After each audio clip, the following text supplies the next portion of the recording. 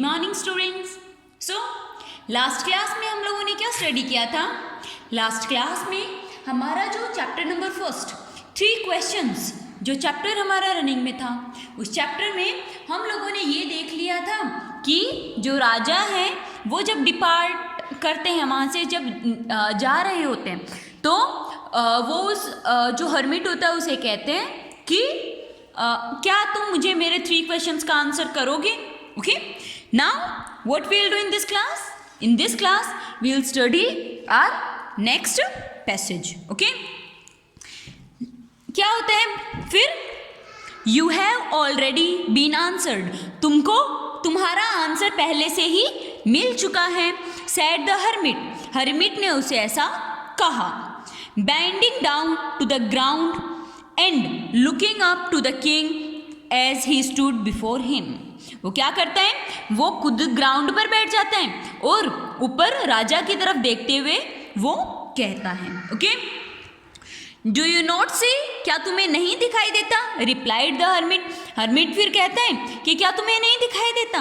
If you had no patent my weakness yesterday, अगर तुम्हें कल मेरी वीकनेस को मतलब नहीं देखा होता, यस कल, and had not dug these beads for me, और अगर तुमने ये बीड्स मेरे लिए नहीं बनाए होते, you would have gone away, तो तुम यहाँ से जा चुके होते। Okay, then that man would have attacked you, तो वो व्यक्ति जो था वो तुम पर अटैक कर चुका होता। And you would have wished you had stayed to with me, और तुमने यही तो विश की थी कि तुम मेरे पास यहाँ रुक चुके यहाँ पर, तो ये बेटर था।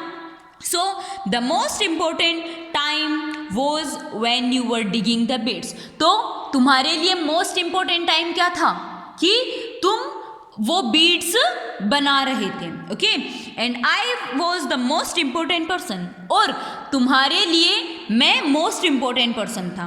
And to do me good was your most important business, और आपने मेरे लिए गुड वर्क किया, वो आपके लिए बेस्ट वर्क था, या फिर बेस्ट जो सबसे इम्पोर्टेंट बिजनेस था तुम्हारे लिए, वही था।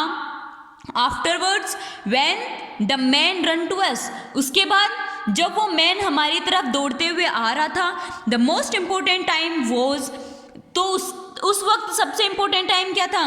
When you were caring for him, तुम उसके लिए केयर कर रहे थे। Because if you had not dressed his wounds, he would have died without having made peace with you. अगर, और फिर जो मेन मतलब इम्पोर्टेंट वर्क क्या था उस वक्त तुम्हारे लिए? कि तुमने उसके जो घाव थे उनको ड्रेसअप किया था। ओके, अगर तुम ऐसा नहीं करते तो उसे बिना पीस, मतलब उससे बिना पीस मिले ही वो मर चुका होता। So he was the most important man, तो वो तुम्हारे लिए उस वक्त मोस्ट इम्पोर्टेंट पर्सन था।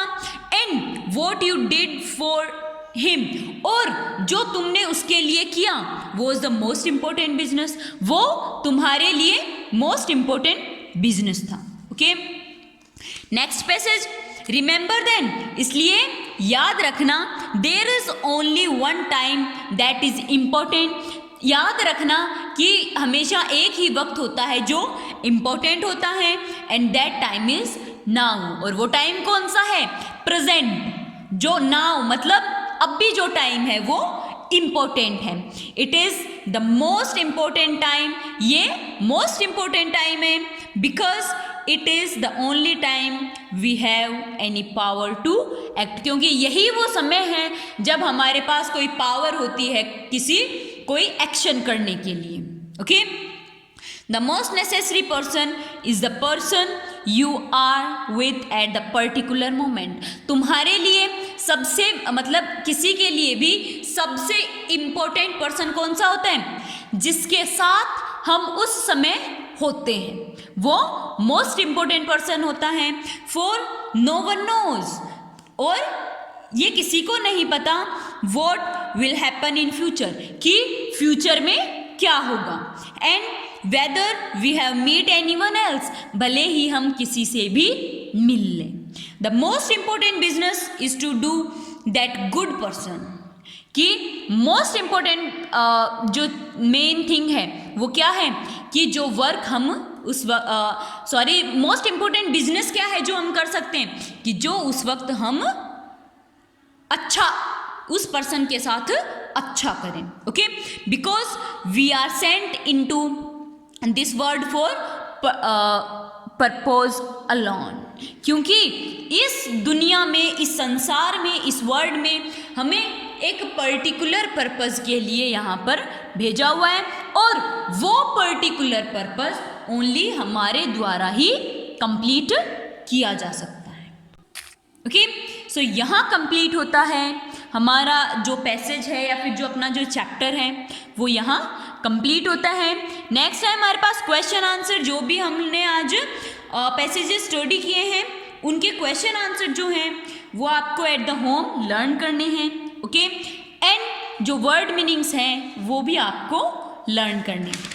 फिर आते हैं हमारे टेक्सचुअल क्वेश्चंस। ओके, स्टार्ट करते हैं। Question first, why was the king advised to go to magicians? Why was the king advised, राजा को एडवाइज्ड क्यों किया गया था मैजिशियंस के पास जाने के लिए? क्यों?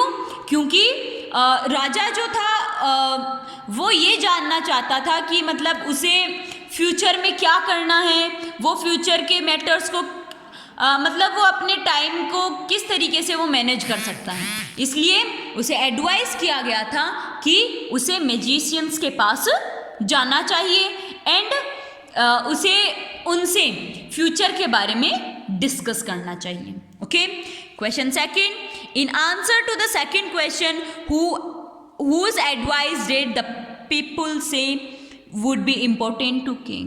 सेकंड क्वेश्चन के एडवाइस में लोगों ने क्या कहा था कि कौन कौन इंपॉर्टेंट हो सकता है किंग के लिए?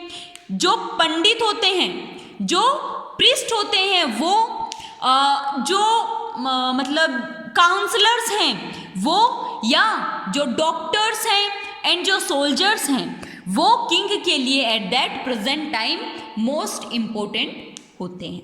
Okay, next question third, what suggestions were made in answer to the third question? Third question के आंसर में क्या क्या सजेशंस दी गई थी कि राजा को मतलब कि राजा को at that particular time most important चीज क्या करनी चाहिए? तो राजा को क्या करना चाहिए था कि लोगों के अकॉर्डिंग राजा के लिए मोस्ट इंपॉर्टेंट चीज या तो साइंस है, ओके, या राजा के लिए बैटल्स को फाइट करना है, या मतलब जो देव्य पूजा है, ओके, जो वर्शिप्स है वो उन्हें करनी चाहिए। Okay, next question fourth, did the vice man win the reward? If not why not? क्या वाइस मैन को रिवार्ड मिला? अगर नहीं तो क्यों नहीं? वाइस मैन को रिवार्ड नहीं मिला, क्यों? क्योंकि सबके आंसर्स डिफरेंट आ रहे थे। ओके, किसी का आंसर भी राजा को सेटिस्फाई करने वाला नहीं था। Next question fifth, how did the king and the hermit help the wound man? राजा ने और जो हर्मिट है उन्होंने वाउंड मैन को, जो गंभीर जो व्यक्ति था जिसको घाव आए हुए थे, उसको कैसे हेल्प की? राजा ने उसे ड्रेसअप किया था। ओके, मतलब बार बार अपनी ही हैंकरचीफ से राजा ने उसे ड्रेसअप किया, उसे जो ब्लीडिंग थी उसे रोका एंड देन उसे फ्रेश वाटर पिलाया और फिर उसे हर्मिट की हट में ले जाके सुला दिया था। Okay, next question sixth, who was the beard man? जो बियर्ड मैन था वो कौन था? बियर्ड मैन जो था वो राजा ने जिस व्यक्ति को मतलब राजा का एनिमी था वो, ठीक है, क्योंकि राजा ने उसके भाई को मार दिया था और उसकी प्रॉपर्टी को सीज कर दिया था। Okay, second, Why did he ask for kings forgive? वो राजा से माफी क्यों मांगता है? क्योंकि राजा ने उसकी हेल्प की थी और उसे ड्रेसअप किया, इसीलिए उसने मतलब उसे अपना गिल्ट फील होता है एंड वो राजा को फॉरगिव करने के लिए कहता है। Next Question 7. The king forgave the beard man. What did he do to show his forgiveness? वो क्या करते हैं कि राजा ने उसे फॉरगिव किया, अपने किस तरीके से दिखाया उसने अपने सोल्जर्स को उस बियर्ड मैन के साथ भेजा, उसके साथ ही उसने अपने एक डॉक्टर को भेजा, ओके, एंड उसकी प्रॉपर्टी को भी अनसीज कर दिया था, okay. Next question 8. What were the hermits answer of the 3 question? Right each answer separately. Which answer do you like the most and why?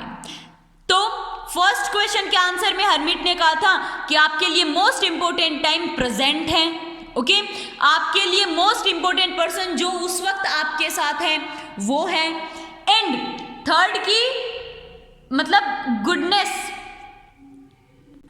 कि जो वर्क आप उस प्रेजेंट टाइम में कर रहे हो, ओके, वो वर्क आपके लिए बेस्ट है, okay. So this was all about this chapter and we complete this chapter here, okay. If any student is having any doubt, any problem, they can ask regarding this chapter, okay. So bye.